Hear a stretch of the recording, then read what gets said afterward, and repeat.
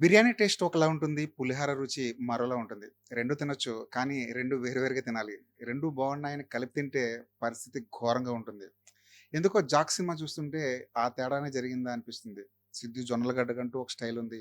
'బొమ్మరిల్లు భాస్కర్' కంటూ ఓ అభిరుచి ఉంది. 2 ప్రేక్షకులకు నచ్చేవే. కానీ ఈ రెండిటిని మిక్స్ చేయడం వల్ల ఆ వంటకం బిర్యానీ, పులిహోర ఎగ్జాంపుల్‌లా తయారైందేమో అనిపిస్తుంది. ఇద్దరు కలిసి జాక్ చేస్తున్నారంటే అయితే అది 'బొమ్మరిల్లు భాస్కర్' స్టైల్‌లో ఉండాలి. లేదంటే 'సిద్దు జొన్నలగడ్డ' మార్క్‌లోకి వెళ్ళిపోవాలి. ఈ రెండిటిని ఒకే కథలో ఇరికించాలని చూడడం వల్ల రెండిటికి చెడ్డ రేవడిలా మారిపోయింది ఈ సినిమా. ఇంతకీ ఈ సినిమా ప్రీ రిలీజ్ ఫంక్షన్‌లో 'బొమ్మరిల్లు భాస్కర్' ఓ మంచి మాట చెప్పారు. 'రాయి శిల్పం, ఎర్రబస్సు ఎయిర్ బస్సు, తాబేలు కుందేలు' అంటూ ఏవేవో కొన్ని పోలికలు కనెక్ట్ చేశారు. భాస్కర్ ఉపోద్ఘాతం విన్న తర్వాత ఈ సినిమా నుంచి ప్రేక్షకులకు వచ్చే అపాయం లేదులే అన్న భరోసా ఏర్పడింది. మంచి సినిమాని ఏదో ట్రై చేశాడు అనుకున్నారంతా. కానీ సినిమా చూసిన తర్వాత సినిమా కంటే ఆయన చెప్పిన ఉపమా ఉపోద్ఘాతమే ఇంకా నయమనిపించింది. కథగా చెప్పాలంటే పెద్దగా ఏం లేదు. చేయాల్సిన ఓ పనిని ఆకతాయి చేస్తే ఎలా ఉంటుందన్నదే సింపుల్ స్టోరీ. ఈ లైన్‌లో సినిమాగా మలచడానికి కావాల్సిన మెటీరియల్ అయితే ఉంది. ఈ విషయంలో అనుమానం ఏం లేదు. అంటే 'బొమ్మరిల్లు భాస్కర్' భాషలో చెప్పాలంటే శిల్పంగా మార్చడానికి తగిన రాయి దొరికింది. కానీ దురదృష్టం ఏంటంటే ఆ శిల్పం అస్తవ్యస్తంగా తయారవ్వడమే. గొప్పదనం చెప్పడానికి తీసిన సినిమా ఇది. అలా అని పరువు తీయాల్సిన పని లేదు. ఈ విషయం భాస్కర్ తెలుసుకుంటే బావుండేది. హీరో గొప్పతనం చెప్పడానికి కన్నా హీరో తోపు అని చెప్పడానికి భాస్కర్ చాలా సీన్‌లు రాసుకున్నాడు.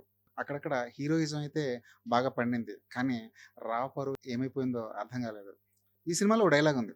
పోలీసులు దేశం లోపల, సైనికులు దేశం బయట, అనేది దేశానికి ముందు నిలబడి పహారా కాస్తారు అన్న డైలాగ్ రాశాడు భాస్కర్. ఈ డైలాగ్ అయితే చాలా బాగుంది. ఆ డైలాగ్‌లో ఉన్న డెప్త్ మాత్రం ఈ సినిమాలో ఎక్కడా కనిపించలేదు.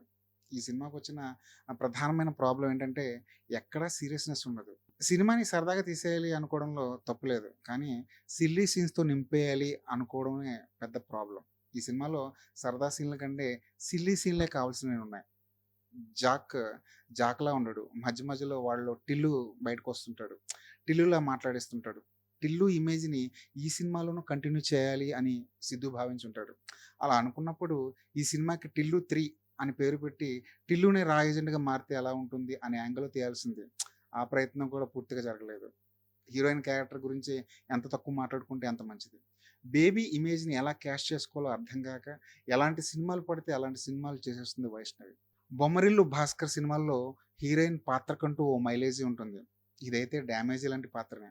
పాటలు చూడ్డానికి బావున్నాయి. కానీ గుర్తుండిపోయే స్థాయిలో ఒక్క పాట కనిపించలేదు. క్లైమాక్స్‌లో హీరో ఏదో యాక్షన్ ఇరగదీసేసి యాక్షన్ హీరో అనిపించుకోవాలన్న ఈ ప్రయత్నం అయితే కనిపించింది.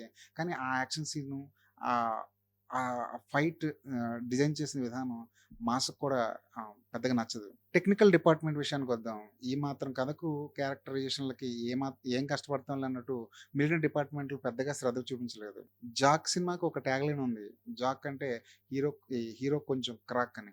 సినిమా చూసాక ఆ క్రాక్ మనకు కూడా కాస్త అంటుకునే ప్రమాదం అయితే పుష్కలంగా ఉంది. 'బొమ్మరిల్లు భాస్కర్' ప్రీ రిలీజ్ ఫంక్షన్‌లో చెప్పిన మాటలు ఇంకోసారి మనం గుర్తు చేసుకుందాం. ఆయన 'కుందేలు తాబేలు', 'ఎర్రబస్సు ఎయిర్ బస్సు', 'రాయి శిల్పం' అంటూ ఏవో కొన్ని ఎగ్జాంపుల్స్ చెప్పారు. 'బొమ్మరిల్లు' లాంటి ఒక శిల్పాన్ని చూద్దాం అనుకుంటే ఒక 'జాక్' లాంటి రాయి తగిలింది. 'డీజే టిల్లు' లాంటి ఒక 'ఎయిర్ బస్' లాంటి సినిమాని చూద్దాం అనుకుంటే ఆయన 'జాక్' అనే ఒక 'ఎర్ర బస్సు' లాంటి సినిమాని అందించాడు. 'బేబీ' లాంటి ఒక 'కుందేలు' లాంటి సినిమా చూద్దాం అనుకుంటే ఆయన 'తాబేలు' లాంటి 'జాక్‌ని' అందించాడు. ఇంతకు మించి ఈ సినిమాలో చెప్పుకోవడానికి ఏం లేదు. ఇంకా ఈ సినిమా చూడాలా వద్దా అనేది మీరు డిసైడ్ అవ్వండి.